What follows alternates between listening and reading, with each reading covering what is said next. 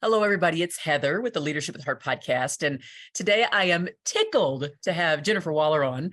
She's someone I've been wanting to actually have on the show for a long time. And we have known each other for, I don't even want to know. It's some years now. And I'm just so excited to have her on, particularly because the area in which she's focusing as a leader is, I think it's more unique. I may have only had one other similar person over almost 300 episodes. So I would love to just chat with her about leading with heart, carrying leadership in this space that she's in, which she'll share with us shortly. So welcome, Jennifer. Thank you. I'm thrilled to be here. Very excited to get to do it. Yay. Okay. So tell everybody, where are you right now in your leadership journey? So I am the CEO of Colorado Bankers Association, and we represent about 90% of all banking assets in the state. Heavy focus on government relations. So I'm a lobbyist. We support any bill that's good economically, and we oppose bills that would harm the economy. So very engaged in any business issues, employment issues, and clearly a focus on banking specific issues.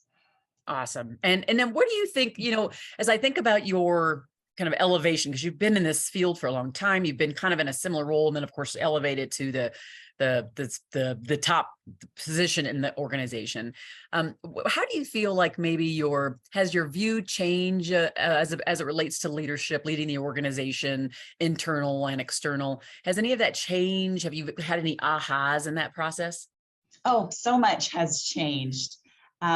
First, I'm really fortunate. I had my father, who is a great role model, but I hit a phase when I knew I wanted to be CEO. And I felt like I had to change who I was. I felt like I had to be much tougher and more like just, very focused and not as compassionate.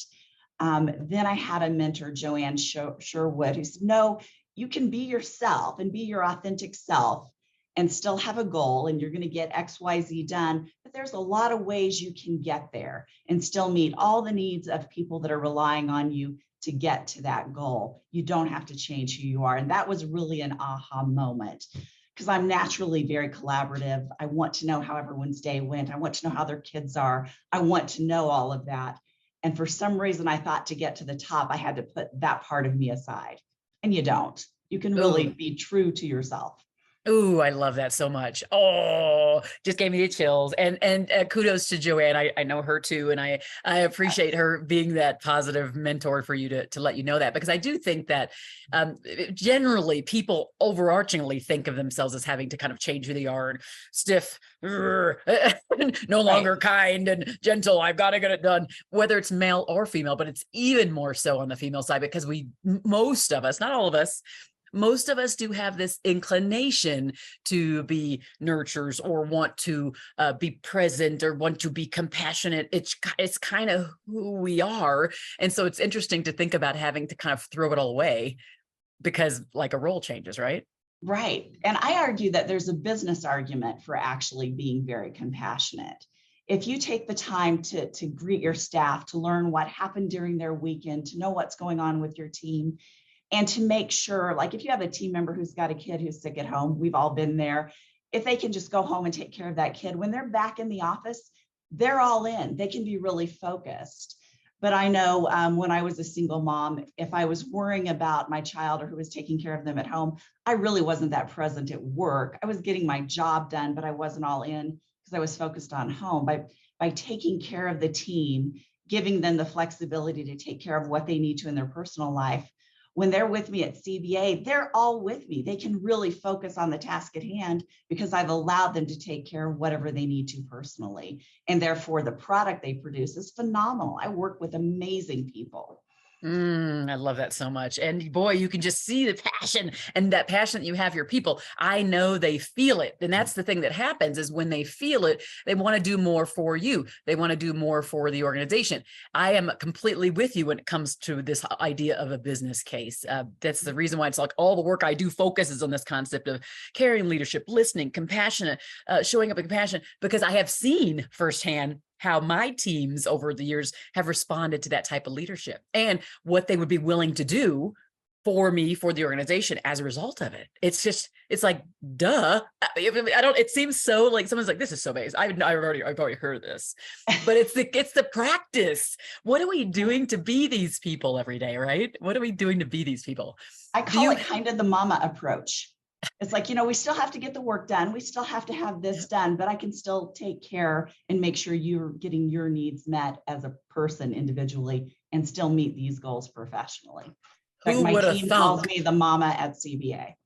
Who would have thunk, right? Who would have Right. thunk as we think about just effective leadership and C-suite leadership and how effective that is and how you can be this person. So I just think, oh man, thanks for sharing that. Now I am curious to know, where does your drive to lead come from? Seeing being with you for, I don't know, I don't even know if it was 10 years. I can't remember what the number is, how long I've known you, but seeing kind of that journey, what was that, the beginnings for you? Where did that drive to lead stem from?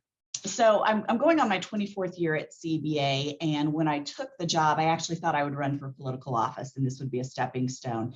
But then within a few years, I knew I wanted to be CEO. And so I was a goal all along that I would be CEO. I attribute a lot of that to my father. He was a bank owner and bank president. He really saw banking as a service. I love politics, which I know most people don't, and I love banking. And this role gets me to do both. Even though I'm not a banker, actively a banker, I get to be a voice for that industry. And the banking industry, if you think about it, they get to be a part of every good decision in someone's life. When you're putting a kid through school, when you're buying that first home, when you're starting a business, banking's involved in that. So it's very exciting to me. And it was just very natural to want to be a leader in that role and see banking as a service, seeing what I do as a service. Now, the group that I serve is more the banking industry now, but then they benefit the greater public. So I'm just very honored that I get to be a voice for that industry. I love that. And it is interesting that I always say that like a majority of the time it starts with the parent. Something in it starts with the parent, whether it's someone who's really highly philanthropic and they saw a parent do that. I always love just that derivative story of like where it all starts from. Okay, so for those who are listening, right, they're like, dang, she's pretty cool. Like, wow, I hope to be a so. CEO, the evolution, this whole idea of like being able to do it all and try to be the best you can be and care for others first and all of those things. There's like one thing that pops in my mind before I have you tell the story. The first one is, do you feel like that same view applies to like being a lobbyist? Because most people think of, I'm a lawyer, don't practice, but most people think of like lawyers, lobbyists as like heartless people, like all these things, right? All the things, the stereotypes, right? And so I of course I hate that because I feel like all day, every day I work against that stereotype of saying, well, no, I believe in caring leadership. I believe in lead with heart. Leading doesn't mean just like leading people that report to me, but leading also means like those who look to me for guidance, those who are looking to me for honesty, those who are looking to me for truth. So how do you see yourself in that role as like the chief kind of lobbyist in this organization and being able to really cross over with kind of heart and results with the people that you're outwardly serving? Well, the policy we support is about heart. I mean, if you have a positive economy, people can have jobs, they can support their families, they can be self-sufficient. So my job is really just to explain the banking side of things to legislators. There's very few legislators who are also a banker. Banking can sound complicated. It's really not, but it can sound complicated. We use a lot of, terms that normal people don't use in their daily dialect. So I'm just explaining and educating people on the banking side of things. And I'm always 100% truthful. I always tell them what the other side is going to say, why I think my opinion is the correct one, or why I think they should vote with me. But I understand that the other person's perspective. I also think it's really important to understand where your opposition is coming from and respect them as a person. So I disagree on policy with people every day. That's what I'm paid to do. But I can respect where they're coming from. I can respect their background, and I can still value them as a human, even though on this issue we're on opposite sides. Usually there's always something we're agreeing on another bill. But the main takeaway I would impart is respect the individual, respect their perspective, even though it's not yours, where they came from, and how they're approaching this issue differently than I am. I hope you guys are hearing this. This is just like this is actually like conflict management 101. This is like relationship development 101, because it really is true. I talk about this a lot. And I always say to like my background, having both interracial, interfaith marriage, coming from a place where I'm the only child and in between like all this conflict, and I'm standing in the middle and I'm like looking at both sides and I'm like, I actually see her side even though like it was hurtful, or even, and I actually see my side because I feel kind of victimized in it. But at the same time, I see why it happened. And to be able to be in the middle to say, I see this other person's perspective. It is not my perspective. I respect their position, whatever background that put them to the place they're at. And I also respect mine. And of course, while I think mine is right, I don't have to come off as like, it is me, it is me. Like, I don't have to do that. And so this is just a really critical point, I think, that you're making, Jennifer. And I think just for those who are listening, whether it doesn't matter if you're a lobbyist or not, this is kind of like when you see someone on the other side of an argument, you don't have to demonize them. You can respect them as people, as humans, as you said, and say, okay, that's their position. And they have reason for their position. It's not my position, but they have reason. And to respect that, I think in the moment makes a huge difference in how people can kind of come to the center on things as well, to say, okay, Right. is there a way to align? Is there a way to collaborate? Is there a truth in this matter? Whatever that is, it makes you go really curious, doesn't it? And if you can take your ego out of it, and I'm not 100% successful at that, I'll be honest, but that is the goal. And that way you don't see their opposition as personal. It's just issue focused. And if you can take your ego out and back yourself out of it from an emotional perspective and just look at it, I find that helpful professionally and personally too. If you can just back the ego out, like I said, I'm not 100% successful at that. Sometimes I get in there, but that is always the goal. I think we all are there. Well, I am curious to know if you can think of a time or a story that you'd like to share with the listeners about a time when you feel like, maybe I didn't do so well at this compassionate listening thing, this taking into the other person's, but whatever that might be, I wasn't really a caring leader or a leader with heart in the moment. What did that specifically look like? And then what in your mind did you do to kind of draw the line and say, I'm going to like be better next time, or I'm going to come back around and make this relationship better? What did you do? And what was it? So it's an embarrassing one, and it's almost funny. CBA was doing a 70s party, and I thought it would be fun for the team to wear 70s costumes. And 2 team members came in and like, we don't want to wear costumes. We don't. And I was like, okay, we won't wear costumes. And I just moved on. And I resolved it in my mind. I didn't listen to the why they didn't want to wear costumes. And it came up like a week later, and we're still discussing these stupid costumes, and I'm over it. So why on earth are the costumes still coming up? And I mean, because they just weren't a big deal to me either way. Wear them, don't, it doesn't matter. We're doing the 70s party is what mattered. Well, they felt it devalued them, or I thought less of them by wearing costumes, which I didn't. I was going to wear a costume too. But I didn't deal with that when they first came to me. I didn't listen to them. I heard we don't want to wear costumes, and I'm like, fine, we won't wear costumes, and we moved on. What they were really saying is, why do you think we should have to wear costumes? Do you think of us as more of a less than professional, not being as important to the organization? They took it very personal. And I know we're just talking about costumes. It still sounds kind of silly. But I dismissed their perspective entirely. Even though I resolved it, I didn't really listen to them. I didn't get to the underlying emotion in that moment. So the way I resolved it was just bringing them in the office and just talking and saying, okay, this is clearly more than costumes that we're talking about. Costumes was just kind of like the symptom or what brought it up. They were not feeling as valued, and they weren't feeling like I treated them as professional as I did some of the other team. And so I really had to refocus, because that was not my intent. I just really had to focus, and it was a good lesson for me, because now I always want to get to the why. Why do you need this? Why do you think this? What is the why behind it? Because usually there is something behind it. If there's a conflict between 2 of my team members regarding the printer, it's really not the printer. Something else is going on. So really taking the time to listen to, yes, solve the printer or the costume problem, but really get into the personal side of it and see what the conflict is or what the concern is. And it took a week for me to get there with the costumes, which is really silly, because there was basically a week where costumes were being discussed in the office that was not productive. Our main mission is not costume awareness, but I just dismissed them without meaning to, if that makes any sense. It does. It absolutely does make sense. And I think, I mean, oftentimes we do that because we discount something that's so important to others, whether it's at home or at work. And then we don't realize again, the importance for them. We don't recognize it.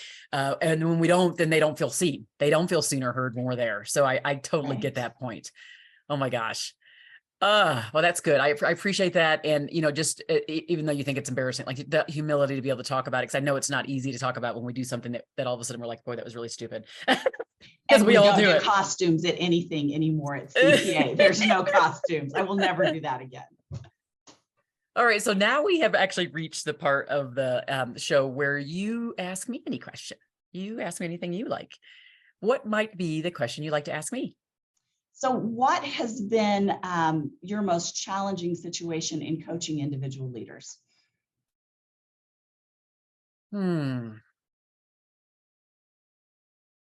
I think actually it kind of goes back to what you were just talking about, which is often what happens is I don't like do a lot of, I coach only one for one organization. And actually you would know the organization because it's a bank, but I won't say that right now. Okay. I only coach for one. I don't do like coaching outside. And I would say for any of those leaders, I would say often what they bring to me are relationship challenges where they see an exchange or an interaction or something one way or another, and it's hard for them to get out of their own way.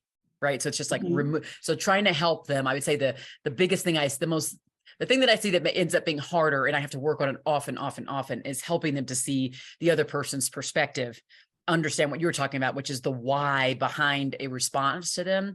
And then like you were saying too, back out the ego and re-enter the interaction with more objectivity and a little less emotion, which is so hard to do because often people come at us from a super personal perspective and we feel hurt and we feel damaged and all of that in the process. And so Right. it's just really trying to work with people to kind of reframe their thinking about what the interaction really meant, what the person was going through when they were saying whatever they needed to say. I would say that's the biggest thing. It's so interesting. It doesn't really matter how high in the organization someone is. It doesn't really matter how small or big the organization is. Most often it is that we have these warped ways of seeing how people perceive us, how people should interact with us, how we are actually portraying ourselves to other people, and how people should respond, and maybe even like what they owe us in a way. And so no matter where we are in the organization, it really doesn't matter. And so just trying to get people to get out of their own way, back out of their own ego, back out of their own mind and say, okay, now I want you to step out of your shoes and put yourself in another person's shoes to look back at you and say, okay, what's actually happening here? Which is not an easy thing to do. It's not No. an easy thing as a coach to do, but it's not easy as a human to try to do it. And so I'm Right. always trying to work through their mindset. Like, okay, let's maybe we can do this. So it's like trying to figure out all the different avenues. Maybe we can do journaling. Maybe we can do this. Maybe we can do that. And trying to help them to say, okay, how can you see yourself in this entire instance in a more objective way? I would say those are probably the hardest instances. They're just people. We're all so complicated, aren't we? We're just We so are. We're very complicated. complex. Okay. So here's the thing I want you to tell people. So folks that are listening now, as we think about leading with heart in a place where, things aren't always simple and it can be complicated and it could be convoluted and it could be conflicted.